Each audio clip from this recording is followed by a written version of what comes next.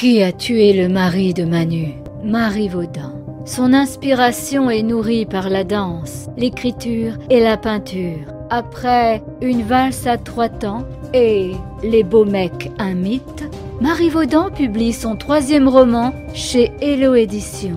Qui a tué le mari de Manu? Je suis Marivaudan, j'ai commencé à écrire sous un nom de plume il y a une dizaine d'années. J'avais écrit une autofiction qui parlait énormément de la danse, un sujet que je connais bien. Cathy, une avocate, nous entraîne dans un voyage captivant au cœur de l'âme complexe de Manu, une jeune femme bisexuelle, porteuse d'un prénom non genré, qui cherche à percer les mystères de son identité.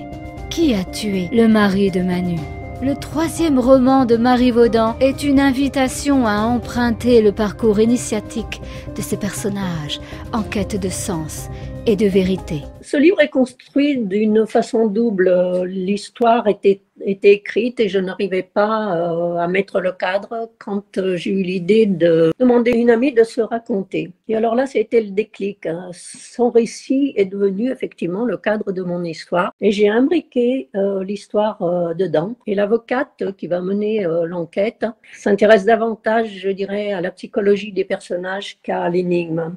Manu est bisexuelle, elle a un nom qui est non-genré et effectivement, elle s'interroge beaucoup, elle a envie de percer les mystères de son identité en quelque sorte. Il y a une attirance entre les personnages, je dirais, une attirance qui parfois est ambiguë, qui parfois bien est réelle. Puis il y a leur désir et voilà un peu de quoi parle Qui a tué le mari de Manu. Cathy roule en direction de Lyon où elle doit plaider une affaire. Son esprit vagabonde. Une aventure bien vécue laisse toujours ce goût amer d'un crépuscule qui se meurt trop vite. Un vent de solitude se faufile dans les replis de son âme.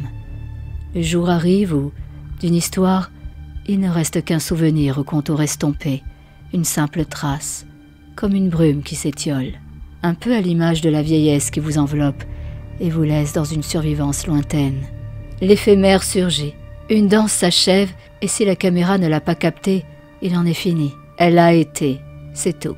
N'en va-t-il pas de même pour la vie? On referme les valises, on roule vers d'autres visages, d'autres paysages où chaque seconde appartient déjà au passé, à l'histoire.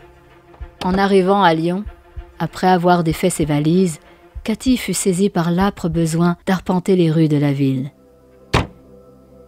Elle choisit le quartier Saint-Jean dans lequel les artisans mettent en vitrine leurs joyaux les plus séduisants. Le soleil se faufile dans les ruelles comme un chat de gouttière dans le chéneau. Il est 18h et, à cette époque de l'année, le lent crépuscule se fait désirer, semblable à la mariée qui retarde son apparition. La fin du jour est doucereuse et l'atmosphère est baignée d'une affligeante beauté, empreinte d'une mélancolie mordorée. Vêtue d'un jean et d'un t-shirt ample, une épaule dénudée, elle va au hasard des rues, amusée par la bonhomie d'une fillette, là, juste devant elle. Comme elle lève les yeux, un coin de ciel lui apparaît. Et soudain, un frisson glacial secoue tout son être.